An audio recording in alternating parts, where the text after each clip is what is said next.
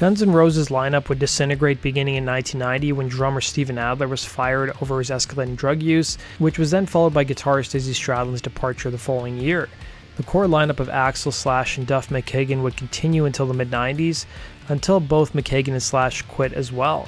By 1998, frontman Axl Rose was the only remaining member of the classic lineup, and Rose by this point owned the name and was now at the helm of the band and began working on the group's long-awaited follow-up, Chinese Democracy. One of the first drummers to join Rose's new incarnation of the band was Josh Freese, and he would co-write the title track and would be with the band until 2000, and was around this time of his departure when Foo Fighters were on tour supporting their third album, There's Nothing Left to Lose, that the band's drummer Taylor Hawkins received a phone call from someone who worked for Guns N' Roses. In the mid-90s, Rose had wanted to work with Dave Grohl, according to guitarist Slash, who told Metal Hammer in 1995.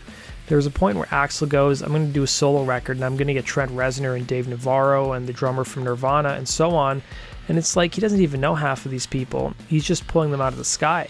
Rose would corroborate this 2 years earlier when he told Hit Parader, Trent Reznor from Nine Inch Nails is one guy I want to work with, and Dave Navarro from Jane's Addiction is another.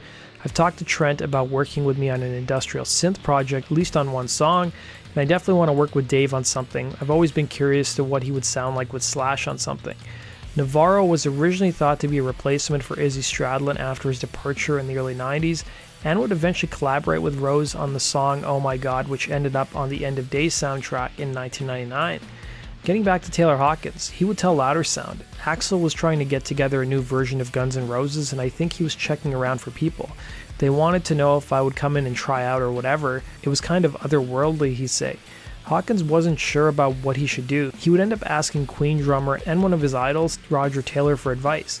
Taylor had been through something similar when he was offered the chance to join Mott the Hoople's ex-members in a new band during the 70s. By this point, Queen hadn't become international superstars yet, but thankfully he turned down the offer. While Hawkins almost thought seriously about auditioning for Guns N' Roses, it was Taylor's advice that made him think twice, telling Louder Sound, I see you and Dave Grohl on stage and there's something you can't buy there. There's something between you guys that might not be there with Axl Rose, and he was right.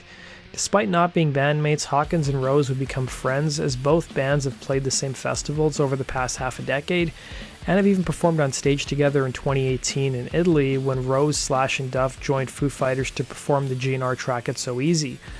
Following Taylor Hawkins' passing this past year, Rose would take to social media to remember the drummer, saying, shocked and saddened to hear of the passing of Taylor Hawkins. He was a really great guy, drummer and family man. It was always great to see him, was looking forward to seeing him and everyone in Daytona. My deepest condolences to his family, the Foo Fighters, and their fans, he'd write. That does it for today's video, guys. Thanks for watching. Be sure to like button and subscribe, and we'll see you again.